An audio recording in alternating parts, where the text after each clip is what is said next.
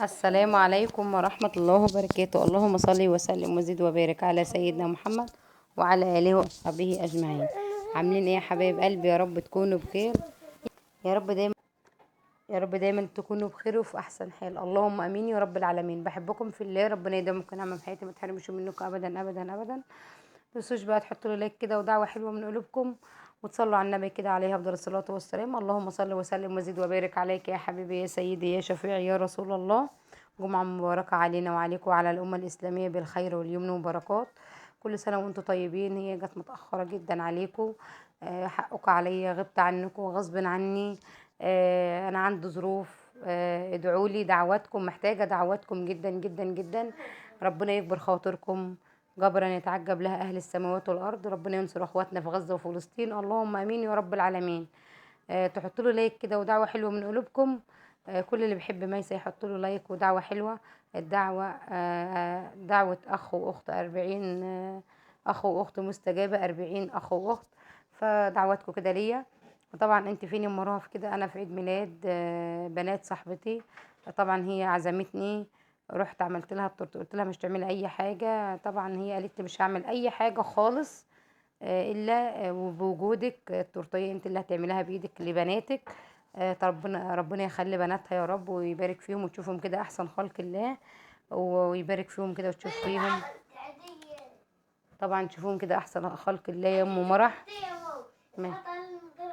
ماشي. تشوفهم كده احسن خلق الله يا ام مرح. مرح طبعا ونورسين. مرح 8 سنين، نور 6 سنين. ربنا يبارك فيهم وتخليهم كده وتشوفيهم احسن خلق الله يا حبيبه قلبي. طبعا دي اختي وصاحبتي وحبيبتي. دي صاحبتي اللي طلعت بها من الدنيا، اختي اللي طلعت بها من الدنيا. طبعا هي صاحبتي، مش صاحبتي بس، هي اختي. كل حاجه، هي زي اخواتي، وهي اقرب حد ليا يعني. دي الصحبه بتاعت زمان فعلا اللي انا بتكلم عليها، اللي كانت معايا في فيديو قبل كده برضو. بتحبني، بتخاف على مصلحتي، بتخاف على ولادي، بتخاف عليا ذات نفسي. لو حست ان انا فيا حاجه تفضل تزن ورايا لما عندي ما اروح اكشف. فطبعا دي اختي وحبيبتي، ودي الصحبه اللي بجد اللي مش تتعوض ابدا ابدا. يا رب اشوفها كده اسعد خلق الله، اللهم امين يا رب العالمين. وتشوف اولادها كده وتفرح بيهم، وتشوف اولادنا كده احسن خلق الله، انا وامه محمد، اللهم امين يا رب العالمين. دعوه حلوه منكم ليا بصلاح الحال، وربنا يشفي كل مريض ويشفيني. انا بمر بظروف يا حبايبي.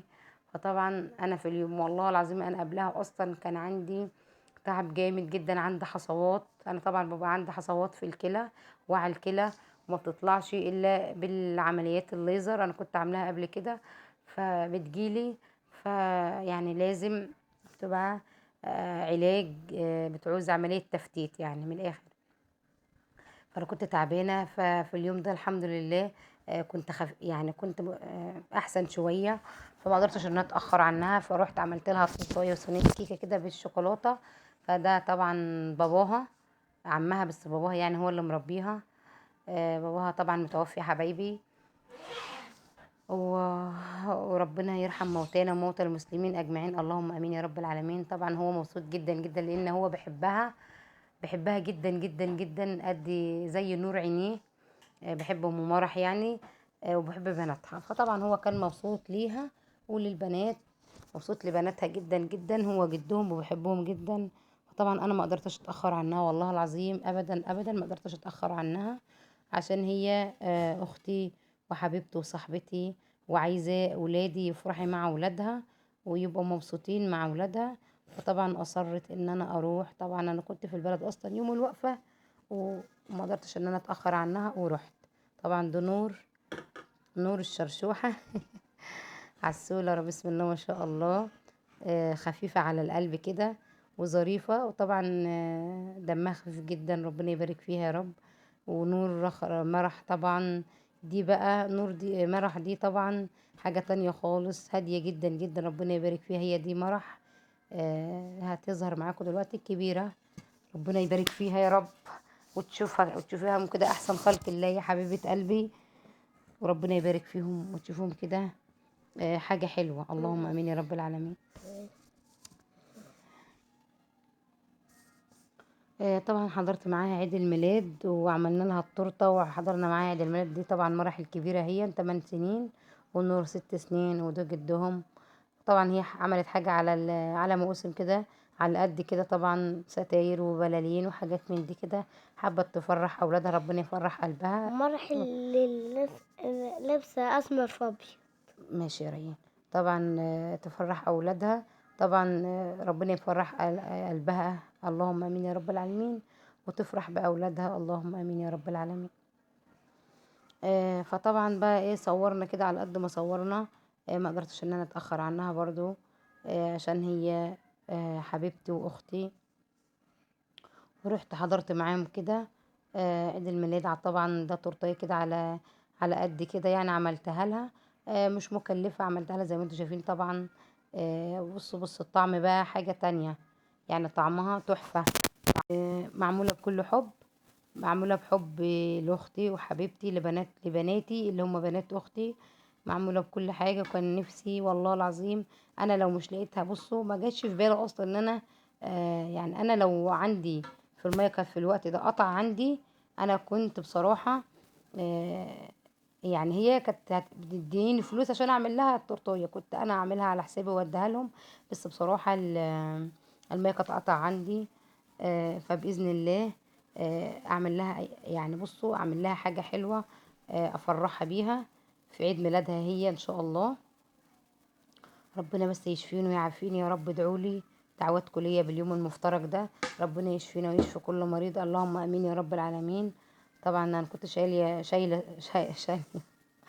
شايلة صوفي، وكنت بصوره وبحاول ان انا اضحك في عز تعبي، في عز بصوا اي حاجة انا بمر بيها. فربنا يكبر خاطركم جميعا، اللهم امين يا رب العالمين. لو وصلت معايا لعند هنا، لو الفيديو حتى في الكلام مش مترتب او مش متظبط كده يعني في الكلام، فاعذروني لان انا تعبانة بصراحة. فادعوا لي كده، محتاجة دعواتكم لان انا بمر بحاجة صعبة. فيجعلها خير يا رب، اللهم امين يا رب العالمين. يجعله خير كده دايما، اللهم امين يا رب العالمين. فطبعا ده كان يوم الوقفة يا حبيبي. انا كنت في البلد اصلا واخدة هدوم، المية كانت قطعة من عندي، ورحت عند اخواتي اغسل هدومنا وهدوم ولادي. فالمهم بقى يوم العيد الاساسي عندي هو كان يوم الوقفة. يوم الوقفة، يوم ما رحت لأم وأبويا، ده يوم عيد بالنسبة لي. أنا ما رحتش لأم وأبويا من زمان أصلا، فده كان بالنسبة لي يوم عيد اللي هو يوم الوقفة. فربنا يرحمك يا أمي وربنا يرحمك يا أبويا، جعلهم في الفردوس الأعلى، اللهم آمين يا رب العالمين. طبعا ده اليوم الحقيقي للعيد. يوم العيد اللي هو الحد ده أنا ما حسيتش بيه أصلا، ولا حسيت بأي طعم عيد غير يوم الوقفة. يا رب تكونوا حاسين بيا، ويا رب تكونوا عارفين انا برحم عليكم قد ايه، وحاسين بيا ان انا برحم عليكم في كل وقت وفي كل ادانه في كل لحظه. ربنا يرحمكم جميعا ويرحم أمة محمد، اللهم امين يا رب العالمين. يجعلكم في الجنة ونعمها يا أمي أنت وأبويا وموتى المسلمين أجمعين وأمة محمد. كل عزيز افتقدناه وغالي، وربنا يرحمك يا بنتي، ربنا يرحم بنتي برضو. بنتي أنا مدفونة مع أبويا، ربنا يرحمها ويجعلها في الفردوس الأعلى. طبعا هي ميتة عندها سنة يعني، طبعا دي من الأبرياء، هي في الجنة ونعيمها، بنتي وحبيبتي وأول فرحتي، ربنا يرحمها. طبعا يا حبايبي المقطع ده كان متصور أساسا اللي هو الروتين في المطبخ ده بقاله 15 يوم، أنا أصلا ما صورتش. ماليش نفس في حاجة حساها مش طبيعية. فما قدرتش ان انا اغيب عنكم اكتر من كده، عشان ريتش القناة سقط خالص خالص من عندي، والمشاهدات قلت، والدولار قل، وكل حاجة يعني مش متظبطة. فانا مش محتاجة دعمكم ليا، محتاجة دعوتكم ليا، محتاجة وقفتكم جنبي. بحبكم في الله. ربنا ما يحرمني منكم ابدا، اللهم امين يا رب العالمين. كل اللي بيحب ميسة يدعمها باللايك والكومنت والدعوة الحلوة. وكل اللي بيشوفني، بصوا انا عمري ما اذيت حد الحمد لله، ولا هأذي حد، ولا عمري هكره حد، ولا عمري كرهت حد. مش هقول اكتر من كده. واي حد يجي عليا مش هقول غير حسبي الله ونعم الوكيل، وكفى بالله وكيلي، مش اكتر ولا اقل. وكلت امري كله ليك يا رب. بصوا انا ما يعني ما حد بيجي عليا ما بحبش ادعي كتير، اقول حسبي الله ونعم الوكيل، كفى بالله وكيل. انت وكيلي، انت وكلت لك امر كله يا رب، بس مش اكتر ولا اقل. فطبعا ده تكميلات روتينات المطبخ عندي. كنت منزله بقى اخر ضلفه دي، طبعا دي بتاعت الضلفه دي بتاعت الحاجات، يعني البقوليات والكلام ده كله، بعين فيها كل حاجه، بحط فيها كل حاجه، علب الفشار، الحاجات دي كلها.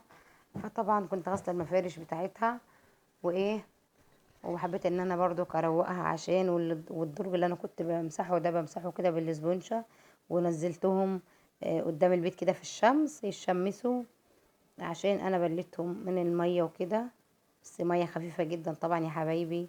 دي مرقة كده بحب ان انا اقطعها واحطها في العلبة تبقى جاهزة كده الواحدة بوحدتها، عشان هتبقى جاهزة. طبعا عملت فشار بتحطها على الفشار، حبيت ان انت تعملي طبقين ملوخية كده، مفيش شوربة ولا عندك تعملي مرقة من دي، اي حاجة يعني تبقى متاحة يا حبايبي. فطبعا تبقى كل حاجة جاهزة معاكي تحت ايدك كده، بتجيبيها على طول وتحطيها. تبقى كل حاجة. طبعا أنا كنت غاسلة المواعين دي وحطها تتصفى، ثواني يعني حطها تتصفى كده، عشان انا بحب اصفي المواعين جدا، مبحبش ان انا احطهم في الضلفة كده بميتهم خالص. عمري ما عملت كده ولا هعمل كده اصلا. بغسل واصفي كده على الرخامة، على الارض كده في مكان كده، على بلاط، اي حاجة يا حبايبي بحطهم يصفوا كده على. طبعا دي عباية كده كنت قصاها كده وفرداها، وكنت بصفي عليها، وكنت بصفي عليها زي ما انتوا شايفين كده. طبعا بمسحه مكان الدرج كده، عشان احط برضو كل حاجة تبقى على نظافة كده، وما الدرج ينشف كده، واحط له المفرش بتاعه، واحط فيه كل حاجة، ارص كل حاجة، يبقى كل حاجة كده على نظافة. طبعا ده اطباق كده بتوع الطقم اللي هو الجيلي والتورتات. طبعا انا كنت حاطاه في الدرج، حبيت ان انا امسحه كده، هو نضيف همسحه برضو، او انا غسلته وسبته يصفى كده من الماء، ما الصفوش، انا قلت امسحه بقى بسرعة كده على السريع. ماشي حاضر، اقوم اعمل لك سلام. ماشي، اقوم اعمل لك فطبعا يا حبيبي انا كنت جايبه في اليوم ده سمك كده شبار، يعني صغير مش كبير قوي يعني. فقلت بقى اغسل الرز كده واحطه على البوتاجاز كده يستوي، واطلع اشوي السمك عشان اغدي الولاد. طبعا ده في اليوم اللي انا كنت مشغوله فيه بالمطبخ، يعني ده في نفس اليوم اللي انا كنت مشغوله فيه بنفس المطبخ، نفس اليوم ده زي ما انتوا شايفين كده. في يعني بتبقى الدنيا متكركبه حوالين الواحد، تبقى الدنيا متلخبطه لما انت بتنزلي اي حاجه في المطبخ وتروقيها. فربنا يدينا الصحه يا رب، ويطول في عمرنا كده، وما حد يربى اولادنا غيرنا، اللهم امين يا رب العالمين. جمعه مباركه علينا وعليكم وعلى امه محمد، اللهم امين يا رب العالمين. بحبكم في الله، متنسوش بقى تحطوا لي لايك ودعوه حلوه من قلوبكم، ويا رب اكون دايما خفيفه على قلوبكم، او بفيدكم بمعلومه بسيطه، او استفدتوا مني، او تقوموا كده تشجعوا وتعملوا اي حاجه انا بعملها. طبعا دي كانت ميه رز انا سايباها في الكوبايه كده عشان احطها على السمك.